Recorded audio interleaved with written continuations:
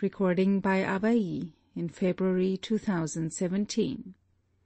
Secresy, or The Ruin on the Rock by Eliza Fenwick. Volume 3, Letter 20. From Caroline Ashburn to Arthur Murden. Inexorable as you would persuade me you are, I still hope to conquer you. Yet it must be a future work.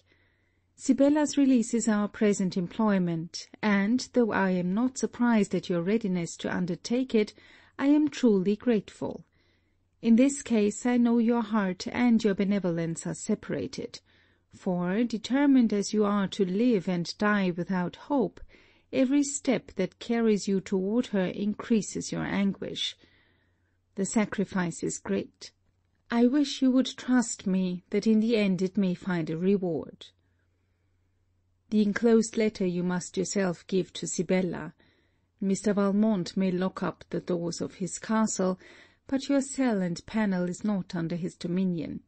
Your hermit's cap and gown secure your own escape. Be sure you do not escape alone. Read the enclosed, and you will find I mean to join you on the road. You will there find also my reason for not being of your party through the subterraneous passage and into the castle. To yourself I leave the conduct of the business. Your brain is fertile in project, and on your faith and delicacy in execution I would rely as on my own soul. When I reached Valmont Park, Mr. Valmont sent an excuse for not admitting me. Message after message flew from the moat to the castle, and I was compelled to stipulate for not seeing anyone but himself, ere the word of command was given for me to pass. He received me with a demeanour cold, formal, and haughty. I assured him that a motive equal to the pleasure I had promised myself of seeing Sibella had induced me to take the journey. "I perfectly understand you, madam," said he. "But once for all, to save you the trouble of useless discussion, I will not relax an atom of my severity till Miss Valmont has in some measure expiated her fault." "What is her fault, sir?" "Her fault!" repeated he, starting. "I perceive, madam, you are a stranger to the cursed business, and may you remain so, for your own, for hers, and her family's sake." "Is Clement Montgomery concerned?" He bit his lip, arose from his seat, stifled anger contracting his brow. "I see he is," said I, "and—" "Madam," said Mr. Valmont sternly, "your understanding should inform you that affairs which concern the honour of a family are only to be canvassed by the individuals immediately belonging to it." "You forget, sir," I replied, "that I am a female, and, according to your creed, cannot possess understanding. It is owing to this deficiency that I am of opinion the honour of a family, as generally understood, is a matter quite opposite to the virtue of a family. In the present case I think you clasp your honour and turn your virtue and justice out of doors. If, when you use such terms in speaking of Sibella, you allude to her contract with Clement, I acknowledge her in the wrong.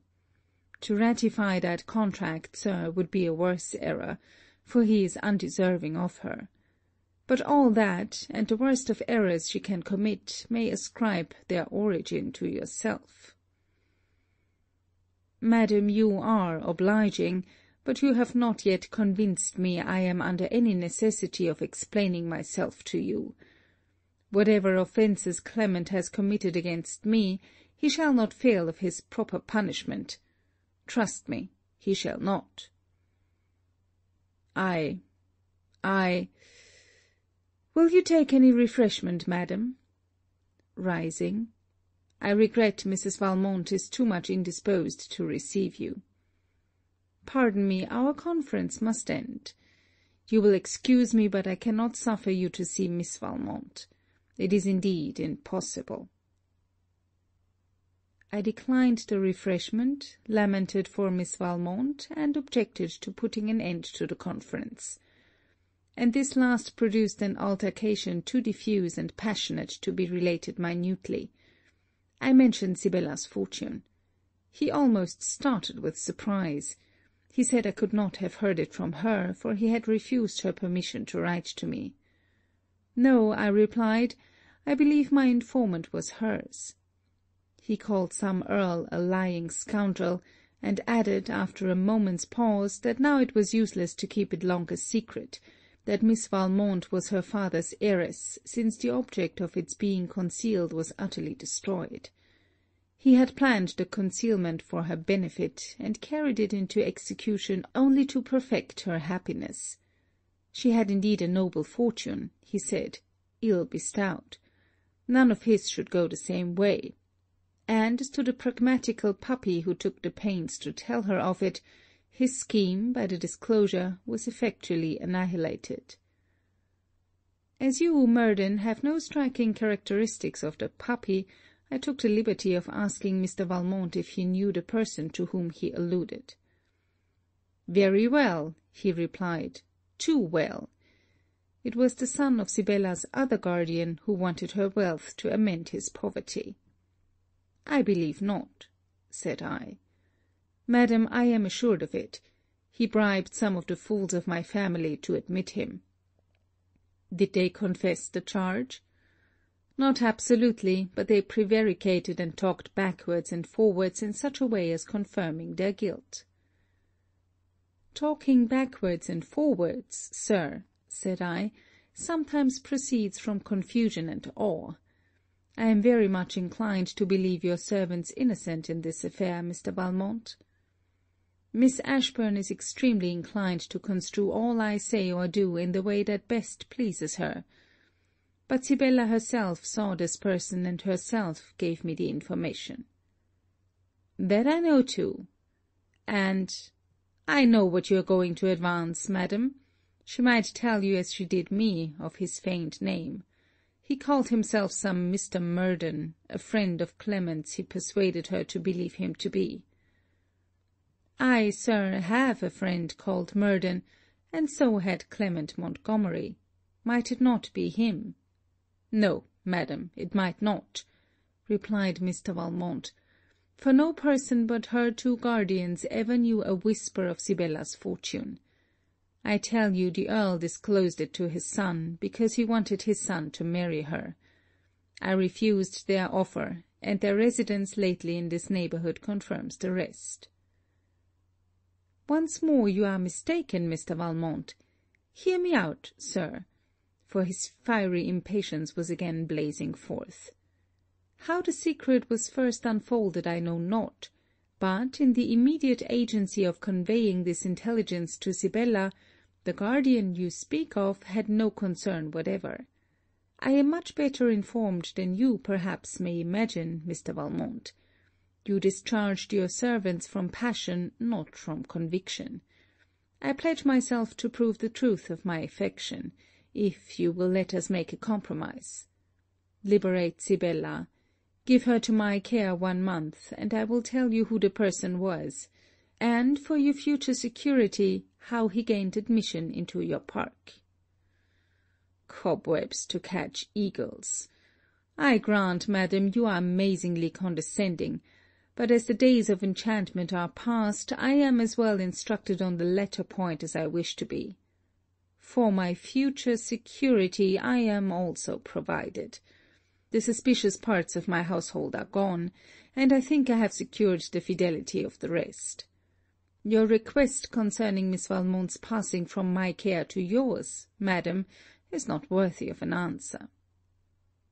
Somewhat indignantly I reminded him that an abuse of power might be the forfeiture of power, and that the law, useless as it is for the relief of general oppression, might reach this particular instance. I despise your threats, madam, said Mr. Valmont, as I do your entreaties. The will of the Honourable Honorius Valmont delegated to me the care of her person till the age of 21. Then whoever aspires to the protection of a disgraced, dishonoured woman may claim it, But till then, madam, I swear that in the solitude and confinement of this castle she shall weep for her errors. Depend on it, madam, whilst you favour us with your abode in any part of this country, the rigour of her imprisonment shall be tenfold." And so saying, he rang the bell furiously, and would have departed. "Hold, sir, one moment," cried I, and then, after a pause, I promised to quit the country instantly if he would suffer me to converse 1/4 of an hour with Mrs. Valmont. "Oh, pray show this lady to your mistress's dressing-room," said he, sneeringly to the servant that appeared. "It would be well in your wisdom, madam, to make Mrs. Valmont's influence of consequence before you attempt to gain Mrs. Valmont's influence." Mrs. Valmont, having worn out the variety of fancied indispositions, is now fairly dying of inanity. She was neither surprised at my visit, nor at all interested by that which she herself called the lamentable state of her niece. Mrs. Valmont was attended by her confidential servant, whom I requested to remain in the apartment, for I judged I should from her gain more information than from her lady. And I judged rightly. She was not only willing, but eager, to tell me all she knew. It seems Mr. Valmont has had 2 interviews with his niece. The first was on her leaving you in the ruin, when Mr. Valmont was irritated by her persisting to declare herself married, to strike her. She did throw herself into the moat, but she received no injury. From that time he ordered her to be confined. In the second interview, a painful circumstance relating to Sibella transpired, in consequence of which her uncle abruptly commanded her from his presence. The discovery he had made wounded him almost to madness, and his first transports of rage have subsided into a constant gloomy moroseness. At times he has been seen to weep. The circumstance I speak of has been whispered from one to another throughout the family, and in this way alone travelled to Mrs. Valmont, for mortified pride would choke Mr. Valmont's attempt, were he inclined to give the secret utterance. I can trace the operations of his pride, but I am lost with respect to his tears, for Sibella never possessed any of his affection. My tears flowed without restraint when I learned this distressing circumstance, and heard also that our Sibella droops under her uncle's cruelty. She eats little, sighs deeply, but weeps seldom. 'Twas unnecessary to enjoin silence to her domestics, for she never attempts to speak to them. They frequently hear her talk of some letter, which she holds up between her clasped hands, as she traverses her apartment in extreme agitation, and then she exclaims, "He never, never wrote it." Once a day she is conducted to the terrace, but her wood and all her beloved haunts are forbidden. You, Murden, could not have borne the apathy with which these and other particulars were repeated, nor could Mrs. Valmont with all my reasoning be prevailed on to suppose that she, who had been so long governed, should now infringe on her obedience, and endeavour to give aid and comfort to her ill-treated niece.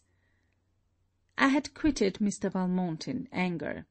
I quitted Mrs. Valmont in sorrow.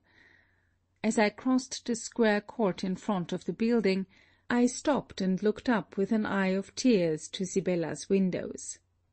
No pale, melancholy form appeared to my salute. "Does Miss Valmont," said I to the servant attending me, "inhabit the same apartments as formerly?" The man looked round every way, and replied in the affirmative. Scarcely was I reseated in the carriage, when I began to accuse myself as wanting friendship and humanity, when I foolishly promised Mr. Valmont to quit the country. Murden would not have done this, thought I. Then Murden is the fittest person to repair the error, and before I arrived at B, I had resolved to engage you to take her from this proud, this cruel uncle. I have now only to tell you why I hastened on to London, to procure her an asylum. The very term proves to you that Mrs. Ashburn's house is out of the question. If you know Mrs. Beville, the sister of Davenport, you know a very amiable woman, who will open her arms and heart for the reception of Sibella. It is not my design to make either her retreat or the means used in her escape a secret. But if it is possible to prevent Clement Montgomery's seeing her, that I will do. To shield her from Mr. Valmont, we must oppose authority. It was a strange oversight in me not to learn the name of her other guardian. Let me beseech you, my dear friend, to arm yourself with fortitude. If the circumstance to which I allude in a part of this letter betrays its own authenticity to you, I know your heart will be rent with agony. Yet persevere. Ah, I need not say that. In itself it includes every incitement to her relief. Use no speed on my account, for I shall be unknown in that obscure village 7 miles the other side of B, where you must stop for me. Let me know when I may be there, and, in waiting for you, I can have no other impatience than of being assured you are in safety. Caroline Ashburn. End of section 60.